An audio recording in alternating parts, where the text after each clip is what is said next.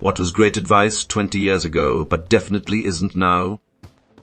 In high school, as part of one of my classes, they brought in a lady who worked for some recruiting firm for a few days to teach us how to do resumes and cover letters, and such, and she told us, even if a place has an option to apply online, always go in person and pick up an application no one takes. Online applications, seriously. I was actually told this by a seasoned, experienced older employee around 2011 or so, while working a temporary position and seeking to apply for a permanent one, which by the way included the possibility of a pension. I carefully filled out a thick application stack by hand and delivered it personally to, turns out that due to some recently added rule, I was not eligible unless I went through the online application process, and no one told me until it was too late. It was probably better for my mental health in the long run to leave that job rather than feeling like I had to stay for the benefits, but the whole experience really soured me on trusting anyone's advice on anything ever. Always verify from the relevant source. For my current job, I tracked down the Jeems' email address and sent him my resume and a little introductory letter. He called me up a week later and hired me soon after. That's the closest I've ever come to walking in and shaking hands in person. Usually I use Indeed. My dad told me once, "Son, you shouldn't schedule a single vacation day the first year of your job. It shows you're committed." I straight up told them I had a holiday booked 6 months down the line, and if that's cool. They were like, "Sure, tell me a month beforehand." Worked pretty well. Buy Yahoo stock. Don't forget to print out your directions from MapQuest before you leave. Though it still makes sense, download maps before you set out. You need to memorize this cause. You won't have the info accessible later. The most important skill isn't knowing the right answer, it's knowing how to find out the right answer. And that's gotten much easier. Generic dating advice. People always wonder how some people get to be so creepy, but they forgot that they've been brought up by a generation who thought the best way to get a woman was aggressive flirting techniques, actual stalking, and being overly possessive. Getting a diploma will secure your life. You're searching for a soulmate on the internet. Lord, you must be insane. Met my wife on the internet about 12 years ago, and everyone thought I was making her up until we could afford to fly her out here. Then it was, she's probably scamming you. If she's a scam, best one I ever got caught up in. I met my husband on the web discussion board for a webcomic. We were just teenagers in the early aughts. We definitely lied about it for years. I remember when people were ashamed to admit that they met someone online. Now, if you met anywhere else, people act like you've churned your own butter. To look after your phone battery, you should let it go all the way down to 0 and then charge fully to 100. This is a good one. My 23-year-old nephew thought this was the way to go even now because his mum had told him, was visibly surprised when I told him modern batteries were better served by not letting them drop below 15. Edit. Wow, thanks for awards. My first. So many questions that I'm not qualified to answer, but so many knowledgeable Redditors have provided great info below. I'll try my best to summarize and respond. Almost whatever you do, your battery will perform for about 2 hours on a single charge a day. But if you want to get to 5 years on a single charge a day, maintaining 2080 battery is the sweet spot. Overcharging is as damaging as letting the battery run flat. Nearly all new phones have a setting to protect overcharging. On my Galaxy Note 10, Android 12, it's called Protect Battery and will cap charging at 85s. On Android, open settings, the cog icon, and use search for Protect. Samsung specifically tells you this setting is to extend battery life. What your battery power display shows isn't necessarily the true state of power.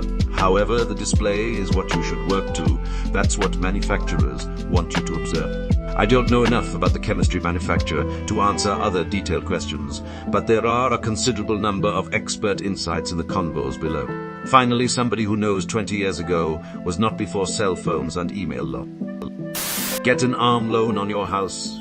Values go up like 10, 20 each year, and by the time the load adjusts, flip that house for a sweet profit. I'm so glad I got a fixed rate mortgage. Yeah, a 5.5 interest rate kinda sucks, compared to the sub 3 rate I could have got with an arm at the time, but at least I know my payment will be the same forever. Well, at least until 2032 anyway. Buy that house. Sure, it seems weird that you qualified for such a high home loan, but I'm sure they wouldn't offer it to you if you couldn't afford it. After getting this advice recently, the alarm bells went off for the rhetoric surrounding 2007. If I need to be $1 million in debt to own a home, I'm gonna figure out how to move to the middle of nowhere. It's not fucking worth it. My family understands the high cost of housing, so they don't throw that on me, but my girlfriend's family doesn't understand it. They all got to America in the 70s to early 90s, when housing was still affordable for the average person. My girlfriend and I are planning on buying a house in the next 2 years or so, in a cheaper state. South Florida is one of the highest costs of living right now in the country, and we don't make enough to own a home here. Her family keeps saying, oh, just do a joint application for a house. Look, this one is only $420. Ours is worth that much. Ours is worth that much. And we did it just fine. Yeah, the difference is that your home was only $70 when you bought it 30 years ago, and you also own your own highly successful business, so you have even less to worry about. Plus that $420 house is a literal condemned crack house, since those are the only sub-$600 houses you can get down here. It's not as easy as it was when you first came to Thurus. Our combined income is $82 a year. Nobody is giving us a loan that high, and you'd be delusional to think otherwise. Sorry. Rant over. Home prices only go up. There is no risk that turned out to be very wrong. When you dial collect on the payphone, just say where you are, what time you need a ride, then hang up as not to get charged.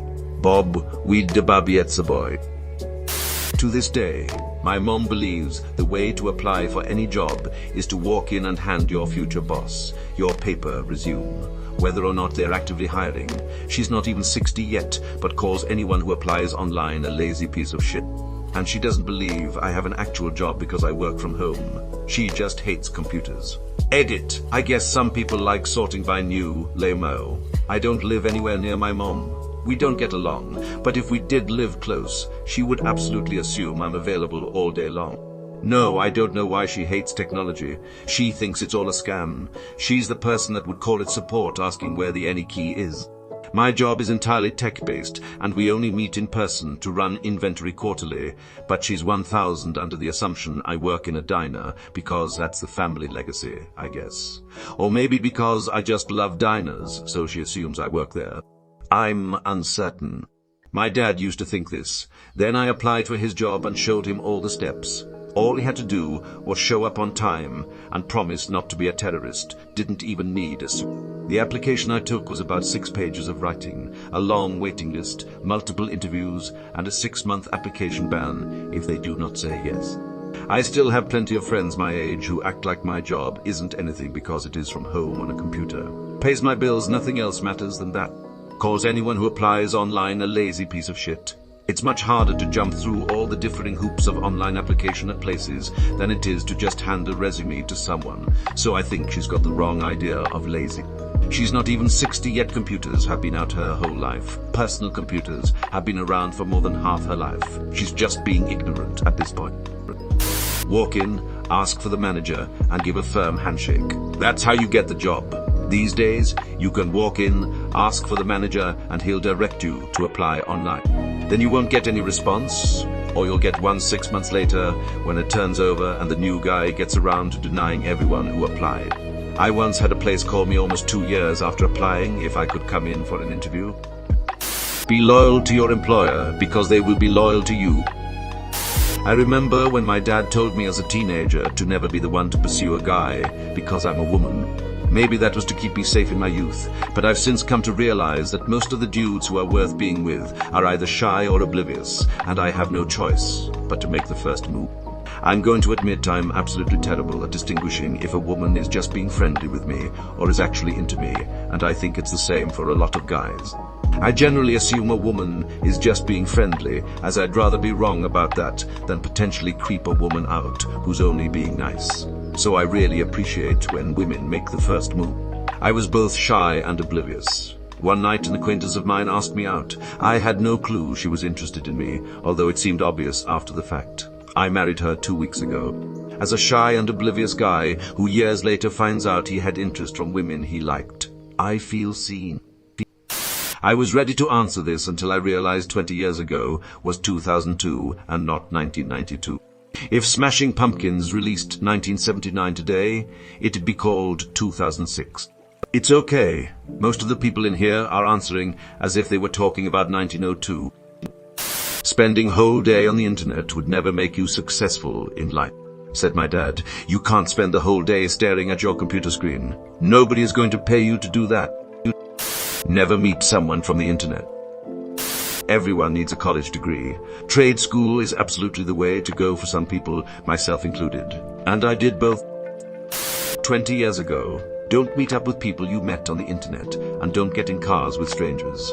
Today, get into the car with a stranger that you've summoned to your house using the internet. The first time I met my Ingress team, like Pokemon Go, but competitive capture, the flag. I was in a graveyard farming gear and got a message in app saying get in the grey van, and without thinking, I hopped in this grey van that came up behind me. If you ever travel back in time, don't touch anything. Yea, if I went back in time right now, I'd touch and sneeze on all sorts of things. Lol, I want a mulligan on this timeline. Stay away from the guy walking down the street, having a full conversation with nobody. Now, it's just AirPods. I would still stay away from them. You can use AirPods to talk to the people in your head without looking crazy. If you want a job, just walk into the place. As someone who does a bit of hiring, I don't even want to do the first interview in person, let alone have you just show up. You can rest when you are dead, in my opinion. The grind culture is harmful and leads to a lot of physical and mental illness. Stress-induced illnesses have never been as bad as it is right now. Burnouts have never been as high as they are now. Mental health is plummeting. I understand that in some countries you have no choice but to grind to survive. But in developed countries, I do not think society should encourage that mentality. Stress is a disease, and this society is sick. You won't always have a calculator in your pocket. The irony is even in the 80s. There were cheap calculator watches. See Marty McFly. Teachers have always been wrong about that. That a good education would guarantee high-paying jobs. Till most people forget 20 years ago was 2002 and not 1982. A lot of the points raised were not true 20 years ago. Edit. Wards, thank you, kind people. You didn't have to personally attack like that. If your TV isn't working, try hitting it. Go to college or you'll end up broke. Nowadays it's go to college and you'll end up broke for years. High school is some of the best years of your life. Yeah, I might have believed that bullshit back then, but having lived an actual life between then and now, high school was nowhere near my best years. If she says no, just be persistent. You'll wear her down, eventually edited to add, I took the question to mean what was assumed to be good advice. Like, if it was asking what good advice 100 years ago was, it would include things like smoking cigarettes, wine are pregnant, so you delivered smaller babies, or using cocaine to treat a teething baby. In hindsight, it's certainly not good advice. At the time, the culture thought it was good advice. This was real advice when I was in college. What degree you get doesn't matter. Employers just want to know that you can stick with it for 4 years. I do still see some job adverts now that list degree, any field as essential criteria. Just find you a job you like and stick with it. Doesn't work nowadays. Maximize salary, minimize family-style work environment.